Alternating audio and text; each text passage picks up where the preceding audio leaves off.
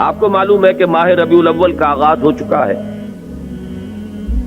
دوسری تاریخ ختم ہوئی اور آج ہم تیسری شب میں اس وقت یہاں بیٹھے ہیں۔ یہ ماہ مبارک حضور صلی اللہ علیہ وسلم کی سیرت مطہرہ سے ایک بڑا گہرا تعلق رکھتا ہے۔ حضور کی ولادت باسعادت بھی اسی ماہ مبارک میں ہوئی، اگرچہ تاریخ کے بارے میں اختلاف ہے۔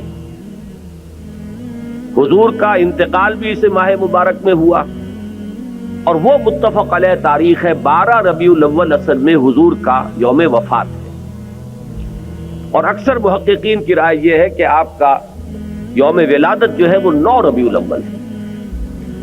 یہی وجہ ہے کہ مجھے یاد ہے کہ ہمارے بچپن میں اس دن کو جو لوگ کچھ تھوڑا بہت مناتے بھی تھے تو 12 وفات کے نام سے در حقیقت یہ نام یاد کیا جاتا تھا۔ حضور صلی اللہ علیہ وسلم کی وفات کا دن ہے، کچھ کھانا پکا کر کچھ غریبوں کو مساکین کو کھلانا، یہ در حقیقت چیز تھی کہ جو اب ہوتے ہوتے اس نے بہت ہی ایک دوسری صورت اختیار کر لی ہے۔ اب یہ ایک جشن بن گیا ہے اور ایک عید کا سا سما، بلکہ واقعہ یہ ہے کہ جو اصل 2 عیدیں ہیں وہ کہیں پیچھے چلی گئی ہیں، اور یہ جو 2 عیدیں ہم نے ایجاد کی ہیں، ایک عید میلاد النبی اور ایک عید استقلال، اگر ہم جائزہ لیں تو شاید یہ 2 جو ہے یہ زیادہ فور گراؤنڈ میں آ چکی ہیں۔ لیکن یہ کہ جہاں تک آپ کی ولادت اور آپ کے وفات کا اس ماہ مبارک میں ہونا ہے وہ ثابت ہے۔ مزید برآں حضور کا ورود مدینہ منورہ میں بھی ماہ ربیع الاول میں ہوا ہے۔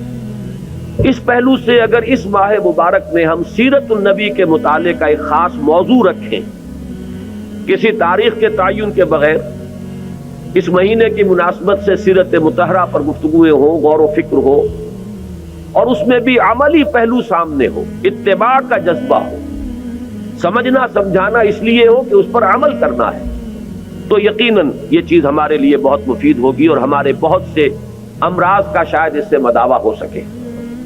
یاخذون بسنتہ ویقتدون بامرہ ثم انہا تخلف من بعدہم خلوف۔ پھر ہمیشہ یہ ہوتا ہے، ہر نبی کا جاننے والوں میں، پہچاننے والوں میں، ماننے والوں میں ہوا ہے، امت محمد بھی مستثنیٰ نہیں ہے۔ یقولون ما لا یفعلون ویفعلون ما لا یؤمرون۔ یہاں نوٹ کیجئے کہ وہ کہتے وہ تھے جو کرتے نہیں تھے، اور کرتے وہ تھے جس کا حکم نہیں۔ عید میلاد النبی کیا حضور کا حکم ہے؟ کیا اس کا کوئی ثبوت صحابہ سے ہے؟ کیا ہم صحابہ کے مقابلے میں حضور سے زیادہ محبت کرتے ہیں؟ لیکن تھا کہ معاملہ ما لا یؤمرون، جس چیز کا حکم ہوا نہیں اس پر عمل ہو رہا۔ یہ ہے در حقیقت رسم پرستی، اور رسم کے اندر پھر اضافہ ہوتے چلا جاتا ہے، اس پر ردے پر چڑھتے چلے جانا جو ہے یہ دوسرا سبب ہے۔ اور اس کا ایک نتیجہ جو نکلتا ہے وہ اسی پر بات ختم کروں گا، اگرچہ ایک اور حدیث جو ہے اس موضوع پر بہت اہم ہے۔ نتیجہ کیا نکلتا ہے؟ جہاں بدعت آئے گی سنت رخصت ہو جائے گی۔